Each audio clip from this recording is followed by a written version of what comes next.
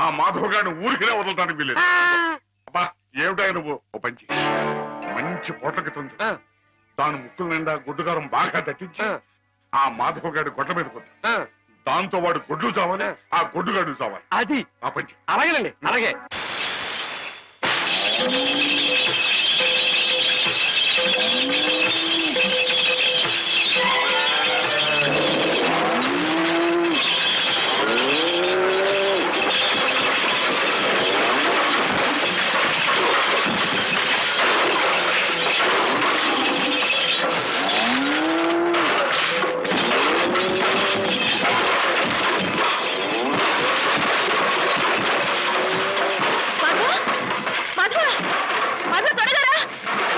ఏం జరిగింది?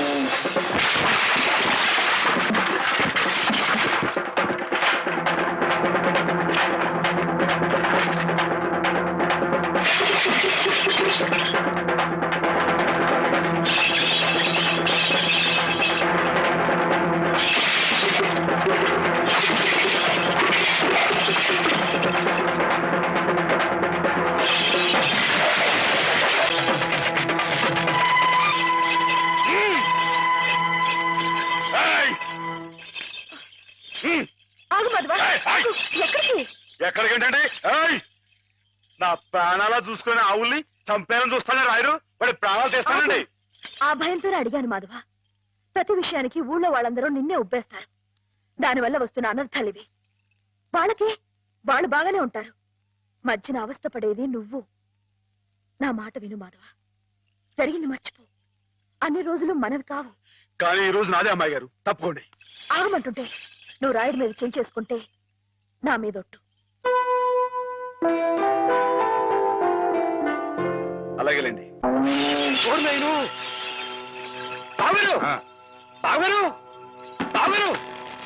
ఎద్దు ఎద్దు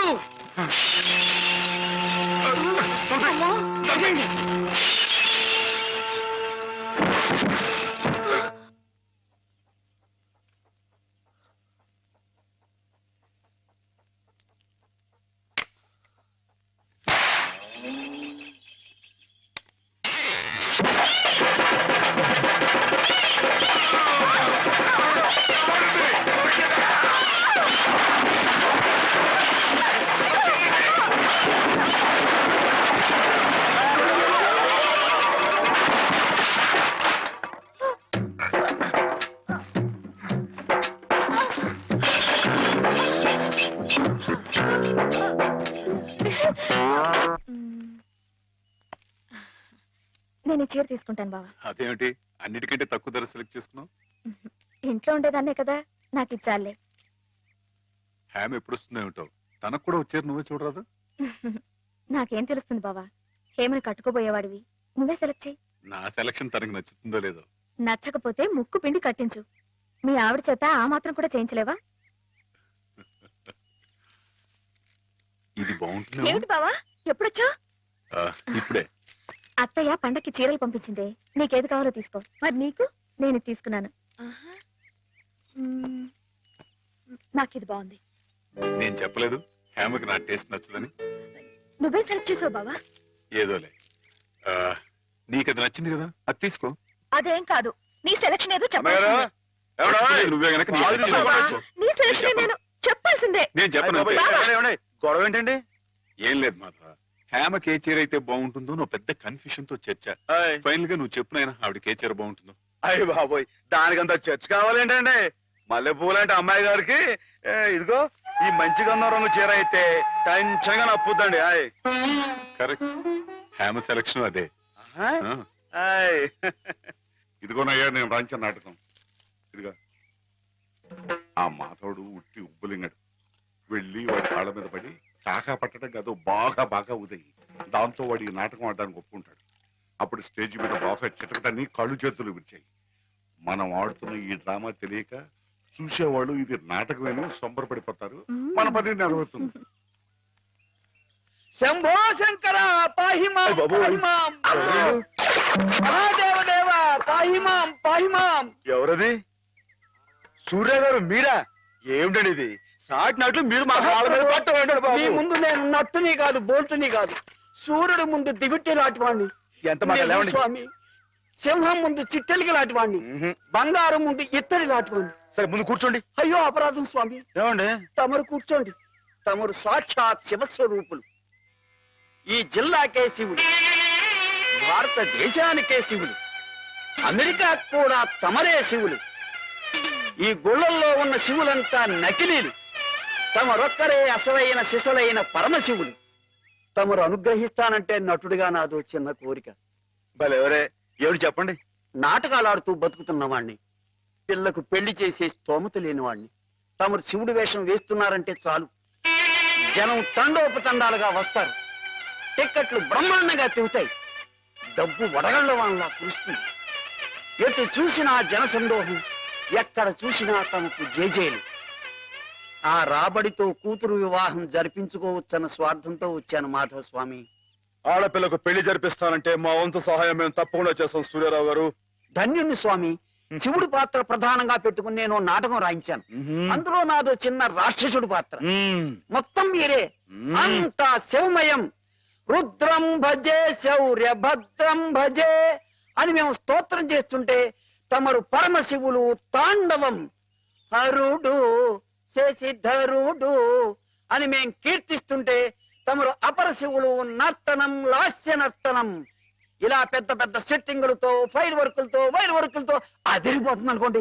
అదరగొట్టేస్తాం. మా పార్టీ మాకు వదిలేండి. కథ పార్టీ ఎవరు చెప్పండి. రాక్షసులు తపస్సు చేస్తారు, పరమశివుడు దర్శనమిస్తాడు. ఎవరి చేత చావు రాకుండా వరం కోరుకుంటారు. మరి శివుడు వరం ఇచ్చేశాడా? గోళా శంకరుడు కదండి, పాస్ చేసేయండి.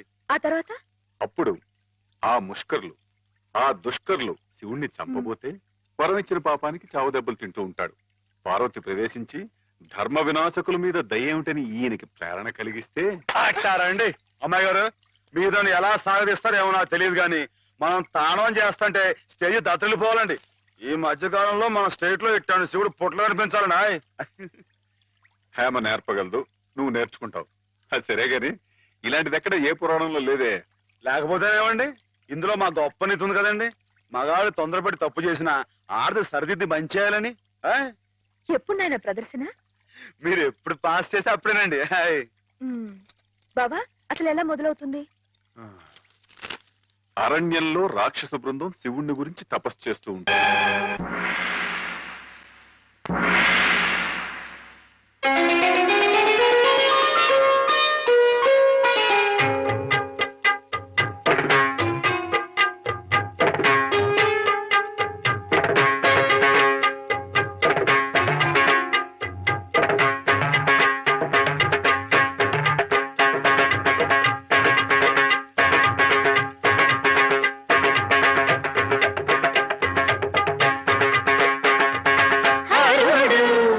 శశిధరుడు నర్తించగా గిరితనయ లయ నిలయ అనువర్త నర్తించగా చేసే నాట్యయాగం నిఖిల సృష్టికి కళ్యాణ యోగం హరుడు శశిధరుడు నర్తించగా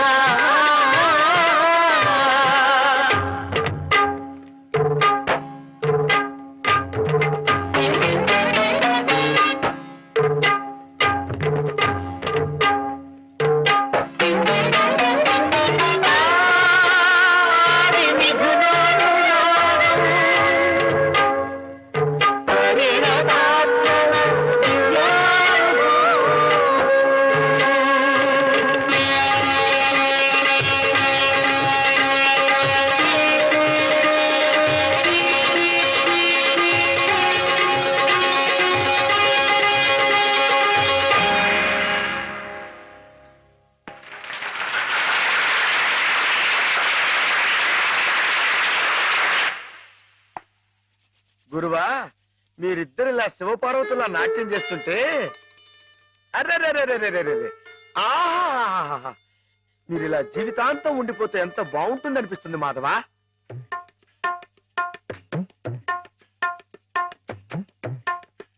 మాధవ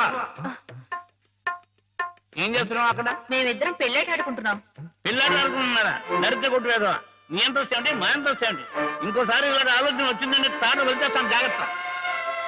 ఏమా మావాడి పెళ్ళం ఆయన శ్రీపతి, నువ్వు ఆడుకోపో. నన్ను తిడతారే?